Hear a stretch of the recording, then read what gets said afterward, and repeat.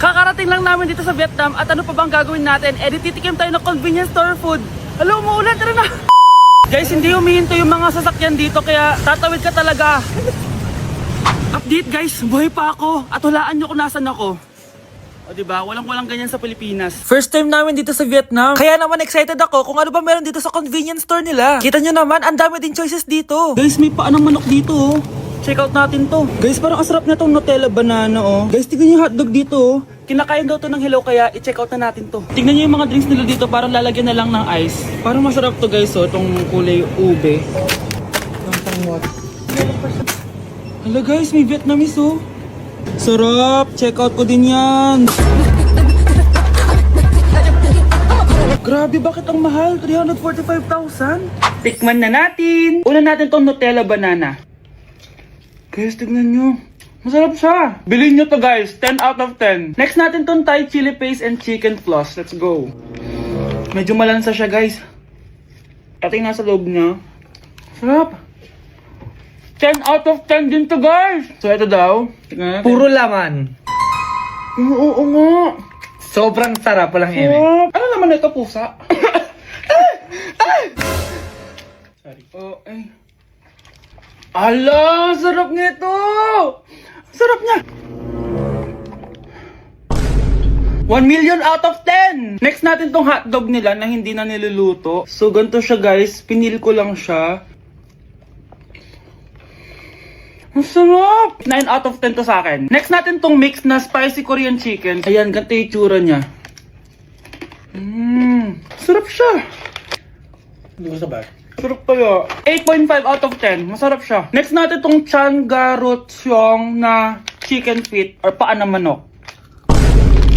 Chicken feet talaga siya. As you can see, boneless siya. So wala na ata siyang obo. Boneless siya. Yan guys. Hindi pala siya boneless. May buto siya. Oh. Ayoko siya. 2 over 10 lang siya talaga guys. Okay, next naman itong mga barbecue nila. Ayan, iba't ibang flavor siya. 6 over 10 lang to sa akin. Okay guys, next ito, parang chicken ata. May lasa siyang efficacent oil. Ayoko to. 3 over 10 lang to sa akin. Ito guys, medyo spicy. Oo nga, lasang efficacent oil. Okay lang naman, 4 out of 10. Okay, next itong empanada nila. Based sa texture na para siyang hopya. Tama nga ako guys, lasa siyang hopya. 5 out of 10 to sa akin. So last but not the least, etong leche flan nila. Ban flan yung pangalan. So wala sa ribigin na kutsara. Para siyang leche flan na hindi sobrang tamis. So 7 out of 10. So yun lang naman guys. Kung gusto niyo ng part 2, comment lang kayo dyan. Bye! Hindi ba't nanay mo yung nakaiga dyan sa kabaong?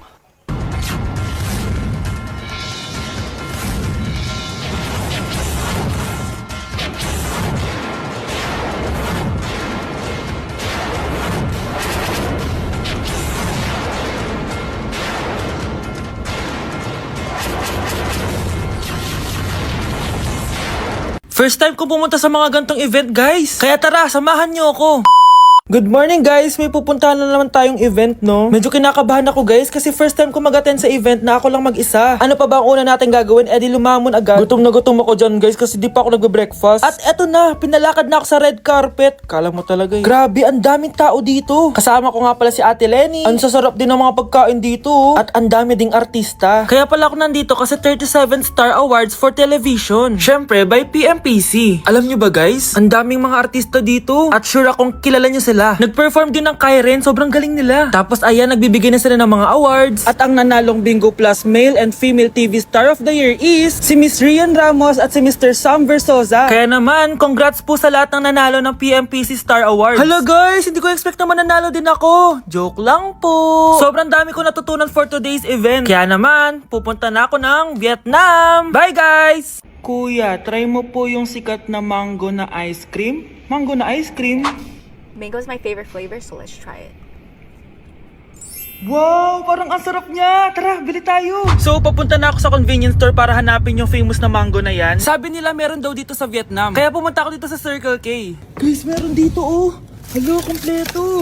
Guys, excited na ako matry ito. Bilhin na natin. Grabe, napakamahal naman ng mga yan. Ayan guys, binili ko yung mango, yung lemon, tsaka yung peach. Eto na sila. Tikman na natin. Unahin na natin tong si mango kasi ito yung pinakasikat. Sirain ko na. Wow! Mukha talaga siyang mangga in real life, guys. Tapos dito siya hahawakan. Okay, unang kagat.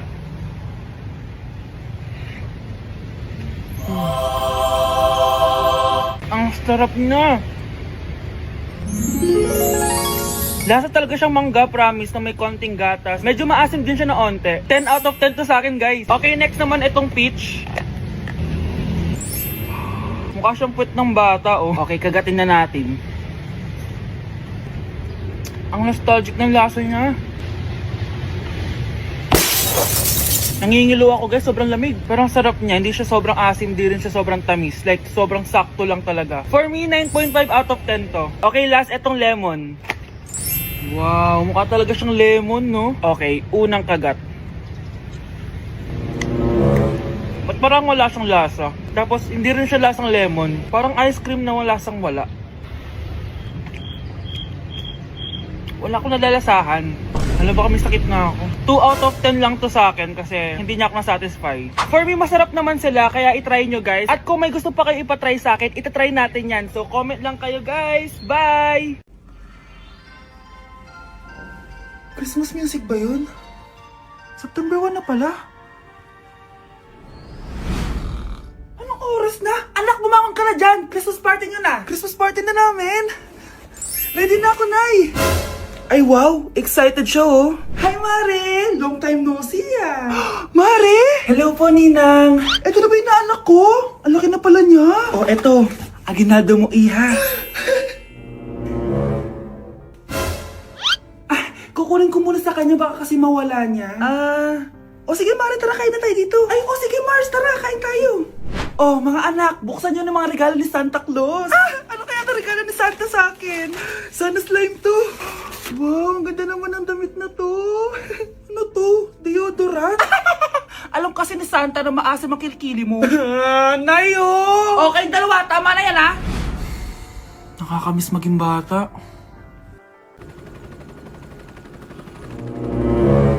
OMG! Grabe yung baha, oh! For sure, marami naman nakurakot si Dad. Paldo! Oh, Cheska, ba't ang aga mo? Di ba traffic kasi baha? Ay, opo ma'am, baha nga po eh. Kaya pinag-helicopter na ako ni Daddy para safe ako. Kawawa nga po yung mga tao eh. Wow, sana all. Yes Daddy? Opo, nandito na po ako sa school. Yung baon ko 1 million ha, send mo na. Ha? 1 million yung baon niya? No! Binasa mo yung Chanel bag ko! Sorry, Cheska. Alam mo ba kung magkano to, ha? 600,000 to! Mas mahal pa to sa bahay nyo! Napakamahal naman yan. Whatever. Papabili na lang ulit ako. Salamat ka, mabait ako. Nahiya naman tong 300 peso na bag ko. Be, tara sa kantin. Nag-crave ako ng siomay tsaka ng kwek-kwek. Tara. Pwede bang sa Wolfgang na lang tayo mag-lunch? Hindi kasi ako sanay sa mumurahing pagkain. Be! Anong kala mo sa akin? Anak ng CEO? Ano ba yan? Hindi ba kayo binibigyan ng allowance ng daddy nyo? Ako na nga lang. Hindi ka naman ganyan dati. Okay, class. Si Cheska na ang bago nating treasurer. Ma'am, wag si Cheska. Kukurakutin niya lang yung class funds natin. Parang tatay niya. Flood control, ayaw. Gastos, gusto. Kaya mayaman si Cheska kasi korap ang pamilya niya. Ang laki ng tax na binabayaran ko. Sa Disney Princess pala natin napupunta lahat. Habang kami, binabaha na dito. Ikaw pa helicopter lang. Wow, napaka-lavish mo naman. Tsaka, pairam muna ako nito Chanel bag mo ha. May ambag din ako dito, no? Hindi kami titigil hanggat walang nakukulong. Deserve nyong magdusa. Kaya hindi umuunlad ang Pilipinas dahil kinukurakot nyo. Mahiya naman kayo! Don't stop shaming them. Deserve nila yan. Mainit ang mata sa atin ng mga tao. Kaya siguraduhin nyo na magmumukha tayo malinis, ha? Dad! Alam na nilang lahat! Nadidepress na ako. Binabash nila ako sa social media. Tapos kanina sa school, binubuli nila ako. Nasisira image ko. Ayusin mo to, Dad! Gumagawa na ako ng paraan, anak. Pero sa ngayon, kailangan ko muna kayo palipad sa Amerika para safe kayo. Okay, Dad. I'm calm. Bigyan mo ako ng 10 million pang shopping ko doon, ha? May mga mag-iimbestiga dito. Kaya lahat ng mga luxury cars namin, itago nyo muna. Hindi nila pwede makita yung mga yun. Base sa report na binigay sa akin, may ghost project daw kayo. Totoo ba yun? Wow! It's a yes or no question! Bakit di ka makasagot? Your Honor, kakausapin ko po muna yung lawyer ko. Ang kakapal nyo. Halata naman sa mga kilos nyo na guilty kayo.